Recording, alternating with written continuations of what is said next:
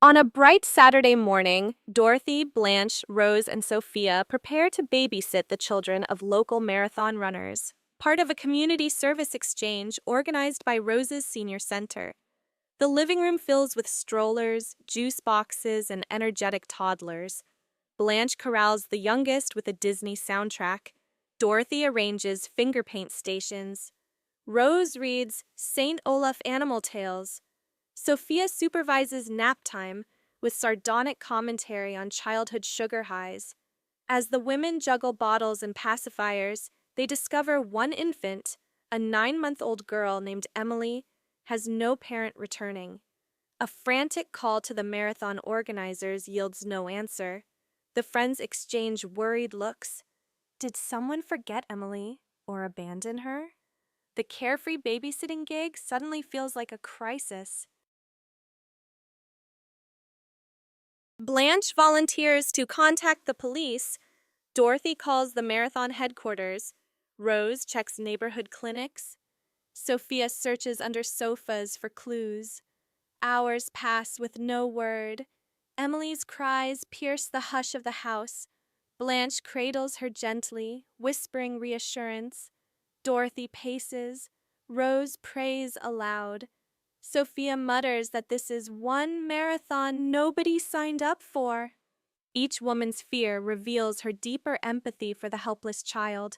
When a frantic runner, Meg, finally bursts in, apologizing profusely, the tension breaks. She'd chaperoned older kids and lost track of Emily amid the finish line chaos. The women scold her gently, relieved tears mixing with laughter. Emily's tiny fingers curl around Rose's hair, cementing an instant bond. Later, Dorothy realizes Emily's favorite blanket, a vintage quilt, has gone missing. Rose panics. It was an heirloom passed down from her grandmother. The quilt's sentimental value rivals any infant comfort. The friends retrace steps, discovering the blanket stuffed in Sophia's walker. Sophia had mistaken it for a cushion. Sophia protests she was protecting the child from cold logic. Rose forgives her, hugging the crumpled quilt, grateful it's intact. Meanwhile, the baby's brief disappearance sparks media attention. A local news crew arrives, filming the Golden Girls' rescue. Blanche preens for the camera. Dorothy issues calm statements. Rose waves Emily like a pageant queen. Sophia deadpans, I'd like credit for emotional trauma.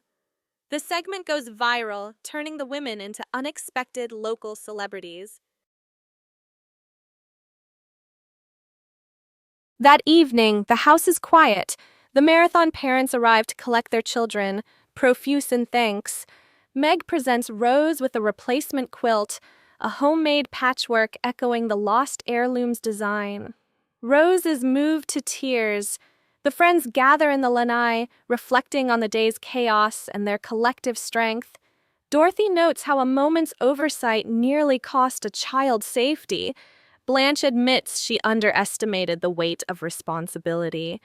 Sophia, unusually solemn, remarks that caring for others, even at inconvenient times, is what gives life meaning. Rose smiles. We ran a marathon of our own. To unwind, the women improvise a grown-up tea party, champagne flutes filled with iced tea, petit four on a silver tray. They toast to Emily's safe return, to friendship that endures pandemonium, and to the unexpected joys of babysitting. Blanche reclines, praising her own multitasking skills. Dorothy savors the calm. Rose relishes the quilt's sentimental revival. Sophia sips tea and nods.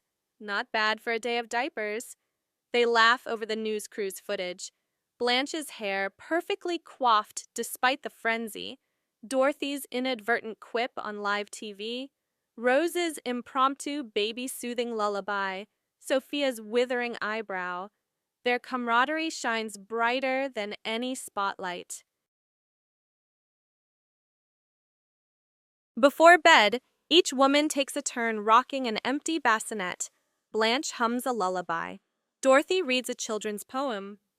Rose whispers St. Olaf blessings. Sophia patters a rhythmic Sicilian rhyme.